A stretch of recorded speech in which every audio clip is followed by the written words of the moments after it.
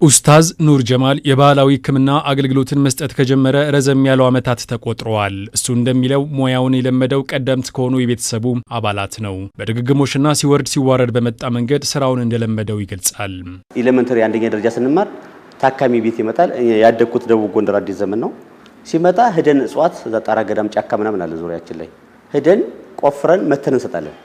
እዚህ ቀጥቅጣ እንደዚህ ወቅታን ፈቅጠን ምናምን እንሰጣለን ይወስዳል። ስለዚህ እየቆፈርና አመትን እየሰጠነ ምናምን ነው እንትሩ ይመጣ ትምርቱ ይመጣው ማለት ነው። ማለት እዛ የሚነገረን ደግሞ እንጽፋለን ጻፉ እንባላለን። ደብተር አዘጋጅተን በአማርኛ እንጽፋለን። እነሱ አባቴ አረበኛ ነው የሚጽፈው እሱ በአረበኛ የጻፋቸው ነገሮች አሉ ወደ አማርኛ ጽፋቸዋል። ስለዚህ እየሰጠ እያስተማርክ እየሰጠ እየተማርክ ሲሆን አብሮ ብዙ ጊዜ ይመጣ ስለሚሆን በመተሰራው ነገር ላይ በራስ መተማመን ይኖራል። በዚህ መንገድ ኑርና ሌሎች የሙያ አጋሮቹ የህብረተሰቡን የጤና ችግር ለመፈወስ በመስራት ላይ ይገኛሉ። ይህ አገልግሎት በመንግስትም እውቅና ያለው ቁጥጥርም የሚደረግበት ጭምር ነው። ለመሆኑ መንግስት ይህንን አገልግሎት በምን ደረጃ እያየው ነው? አስተማማኝነቱስ? መድኃኒት ሲጸድቅ መድኃኒት ነው ለመባል የሚካሄዱ ምርምሮች አሉ። በመጀመሪያ ያ መድኃኒት እንደሆነ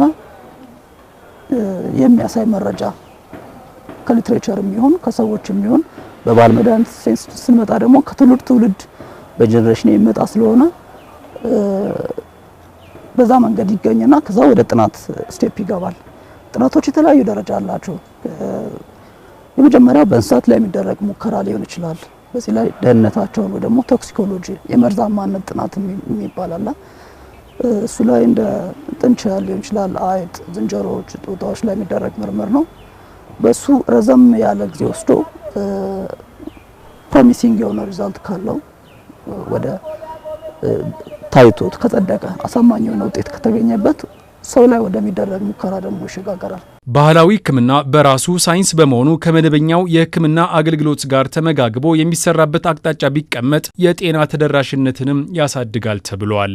ባህላዊ ሕክምና ራሱን የቻለ ሳይንስ አለው። ለምሳሌ በዘመናዊ ዩኒቨርሲቲዎች ፕላንት ሳይንስ እኔ ያው ፕላንት ሳይንስ ነው ግራጁዌት ያደረኩ። ፕላንት ሳይንስ ስትማር እያንዳንዱን እጽዋት ትማራለህ። ሞርፎሎጂውን አቶም ትማራለህ፣ እንዴት እንደሚበቅል ትማራለህ፣ ስሩ ስለ ቅጠሉ ምናምን። በባህላዊ ሕክምና ራሱን የቻለ ሳይንስ አለው።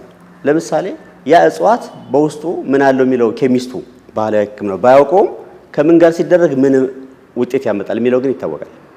እንዴት መዘጋጀት አለበት ይታወቃል። እንዴት መቀመጥ አለበት፣ እንዴት መጠቀም አለበት፣ ለምን ያህል ጊዜ መጠቀም አለበት ሳይንስ ነው ይሄ። የኢትዮጵያ የጤና ስርዓት ከ80 እስከ 90 በመቶ የሚሆነውን መድኃኒትን ከውጭ ሀገር በውጭ ምንዛሪ ያስገባል። በመሆኑም የባህል ሕክምናን አቅም በመጠቀም በአገር ሀብት መድኃኒቶችን ለማምረት መንግስት ጥረት በማድረግ ላይ ይገኛል። ለዚህ ስኬትም ያገባናል የሚሉ አካላት በጥምረት እንዲሰሩም ጥሪ ቀርቧል። 80 እስከ 90% ምናምን ከውጭ በሚገባ መድኃኒት ላይ ነው የኢትዮጵያ ሄልዝ ሲስተም ዲፔንድ አድርጎ የሚገኘው። ግራጁዋሊ የኛ የሆነውን ሀብት ደግሞ ወደ ማሳደግና ወደ ፊት ማምጣት ያስፈልጋል ብዬ አምናለሁ። በስፋት ተቀናጅቶ መስራት ያስፈልጋል። ከዚህ አንፃር ሬጉላቶሪ ቦዲው የኛ ቢሮ ቀና የሆነ ዌልካሚንግ የሆነ በሂደት አብሮ ሰፖርቲቭ የሆነ አፕሮች ለመከተል ነው አሁን እየሞከረ ያለው። ምንም ነገር ኢንዱስትሪ ሌቭል ላይ የደረሰ ነገር ስለሌለ እንዲመጣ እውቀት ከማካፈል ምናምን ጀምሮ ነው እየሰራ ያለው። የተለያዩ ቴክኒካል ወርኪንግ ግሩፖች ላይ ተሳታፊ ሆኖ ይሰራል። ተቆጣጣሪ አካል ነው ብሎ ብቻውን ቁጭ አላለም። ሌሎችም አካላት በደንብ መነቃቃትና ትራዲሽናል ሜዲሲን ግን ወደ አንድ ደረጃ ከፍ ማድረግ በጣም አስፈላጊ ነው ያምናለሁ። ኢትዮጵያ ላይ ያሉ እጽዋቶች ምንድናቸው ስንል ኢትዮጵያ አራቱንም የአየር ጸባይ የምታሟላ ናት። ለምሳሌ ቆላ አላት፣ ደጋ አላት፣ ወይና ደጋ አለ፣ በረሃ አለ።